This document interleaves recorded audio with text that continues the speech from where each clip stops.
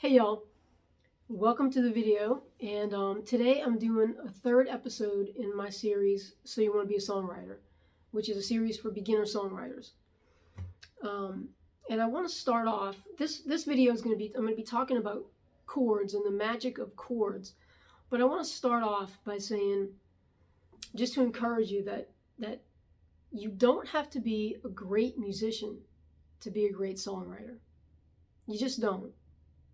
And my greatest example of that is Sonny Bono. And if you don't know who Sonny Bono is, everybody knows who Cher is. Well, Sonny and Cher were married back in the 70s. And Sonny was a terrible, terrible musician. But he was a great business mind, and he was a great songwriter. And I can promise you, without Sonny, there would be no Cher today. He made her who she is today. But unfortunately, he passed away in 1998, I believe it was, in a skiing accident. But he was just a phenomenal inspiration to myself, and I'm sure a lot of other people, because he was determined, and he had a tremendous amount of ambition, and he knew what he wanted to do, and he wanted to be a songwriter. And he wrote a string of hit songs, even though he was a really, really bad musician, right? And he would be the first one to tell you he was a bad musician. He couldn't play the piano with two hands. He knew some chords, and that was it. But he wrote great songs. So that, I just want to say to encourage you. I am not a great musician. I'm sort of a jack of all trades. I was a drummer for many, many years. But I do all my writing on guitar, and I just want to encourage you by saying that. So today I want to just briefly talk to you all about chords and the magic of chords. Major chords are great, and I think probably most beginner songwriters, at least from myself, that's pretty much all I knew.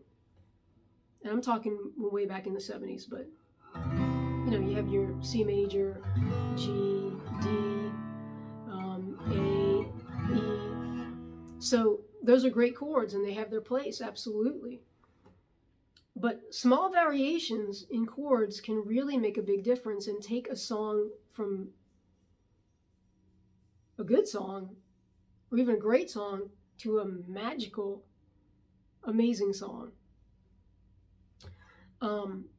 When I was in a band back in the 80s and 90s, and I had a friend, or I still have a friend, he's still a friend of mine, my friend Caleb, and some of y'all may know who he is.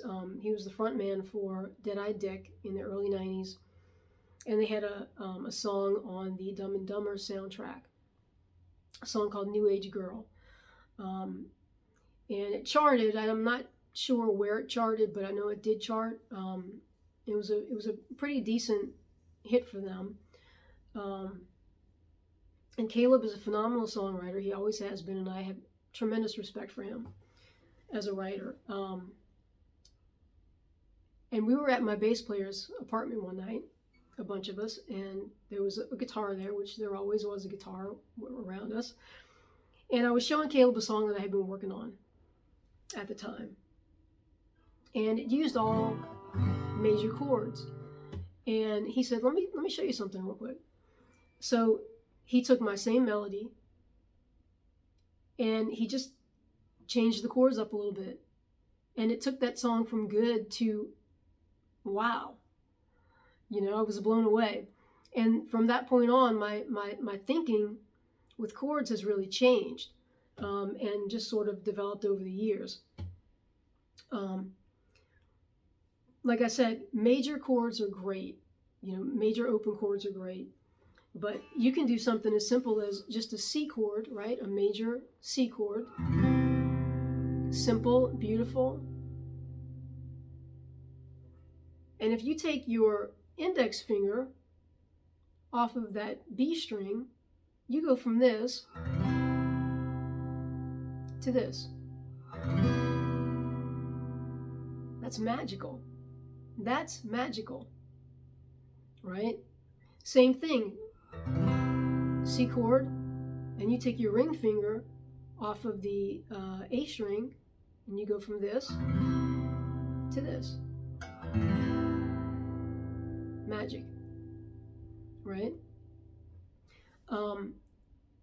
Same thing, let's say, for example, an A chord. You have an A chord. Beautiful. A chord is beautiful. I'm a big fan of A chords. But if you just switch that A chord up a little bit, look, I'll do it easy for you. A chord. Take that middle finger off. It's an A7th. And then just come over here. A major 7th. Wow. That A major 7th chord to me is just, it's just pure beauty. Right? You have a D chord. D major. Beautiful chord. But if you just do this, D major 7th. Amazing, right? So you can go from D, D major 7th. It's just phenomenal, right? I love like I said, I love the major 7th chords, are some of my favorite chords. You just take that A major 7th and the D major 7th, and it's just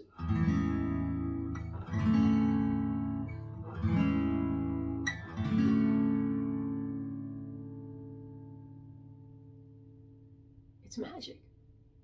It's just magic. It's beautiful. So I want to encourage y'all with that little bit. This video isn't going to be real long, but I just wanted to plant that seed in your head and just let you know that you don't have to be a great musician to write great songs. I don't know the names of most of the chords I play. I just know what sounds good to my ear, and that's what I listen to. I experiment with chords, with variations of chords. I have chord books that I'll take out every now and again and just start playing chords that I've never played before, I haven't heard before.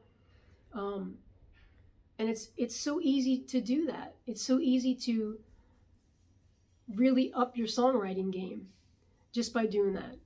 So I just want to encourage y'all to experiment with your chords, your chord progressions, and take your songs from good to magical. It's that easy to do. So I want to encourage y'all, and I want you to have a great day and keep playing and keep working on your craft, because it's really important. And I personally don't subscribe to the cookie cutter songwriting. I subscribe to an artful songwriting, because it's all about the art of the song. Make the songs your own. Make them your own and do your own thing. And we'll check you later. Thanks for watching.